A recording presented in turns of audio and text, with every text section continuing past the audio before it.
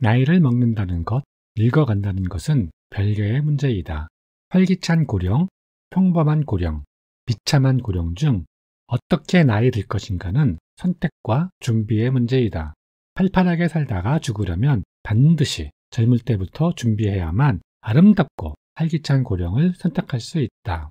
진정한 노후 준비를 위한 3가지 건강관리를 살펴보자. 1. 육체 건강관리. 영거 넥스트 이어 라는 책에서 헨리 박사는 생물학적으로 나이가 들면 성장이나 퇴화는 있을지 몰라도 은퇴나 노화란 없다 라고 단언했다. 이는 우리의 뇌를 속이려는 것이다. 그는 구체적으로 6가지 방법을 제시했는데 첫 번째에서 3번째까지 요지는 젊게 살려면 일주일에 4일 정도를 땀이 나도록 운동을 해야 한다는 것이다.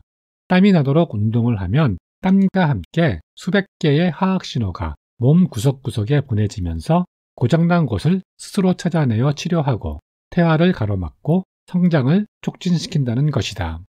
사람의 몸은 기계와 같이 나이가 들면 낡아지는데 그 중에서도 혈관과 관절이 가장 문제가 된다. 이 문제를 약으로 해결하려 한다면 내성만 기를 뿐 결코 근본적인 대책이 될 수가 없다. 한국인이 만약 평균 수명까지 생존한다면 암에 걸릴 확률은 26% 정도라고 한다. 운동은 이러한 암뿐만 아니라 모든 질병을 막아주는 파수꾼 역할을 톡톡히 하고 있다.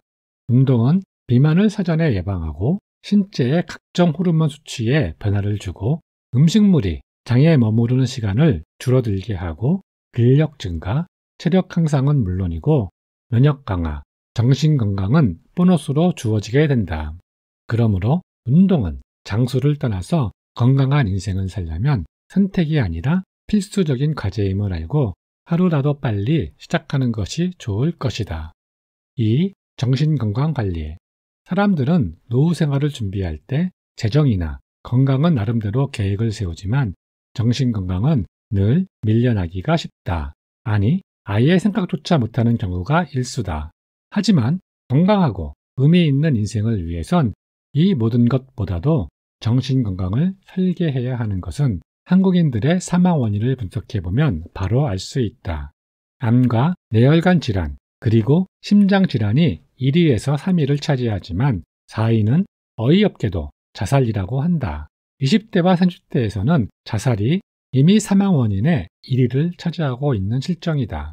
우리나라 65세 이상 인구 중 약 9% 정도가 치매 노인이라고 한다.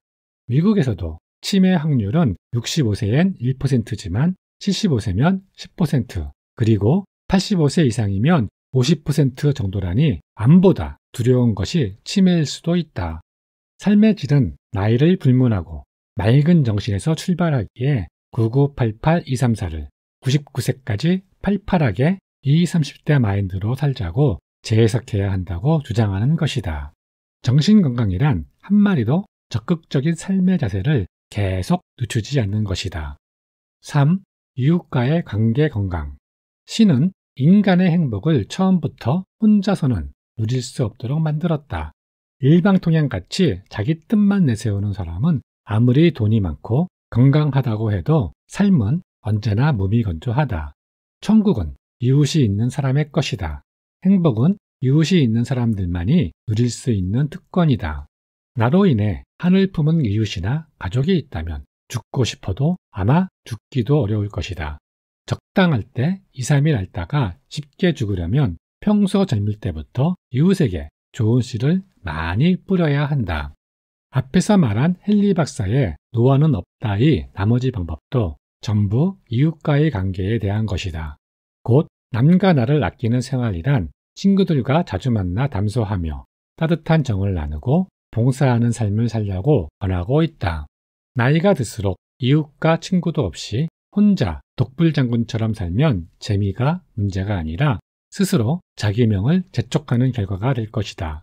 사람은 나이가 들수록 아랫사람을 책망하기 쉽지만 행복한 노년을 위해선 그 반대로 살아야 한다.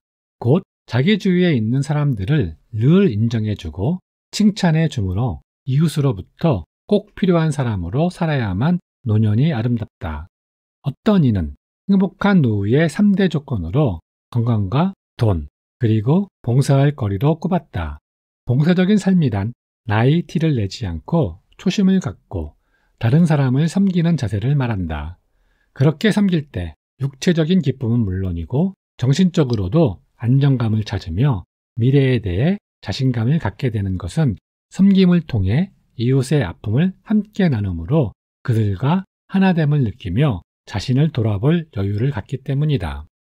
돈만으론 인생이 행복할 수 없다는 것을 하루라도 빨리 깨달아야 바른 노년을 준비할 수 있다.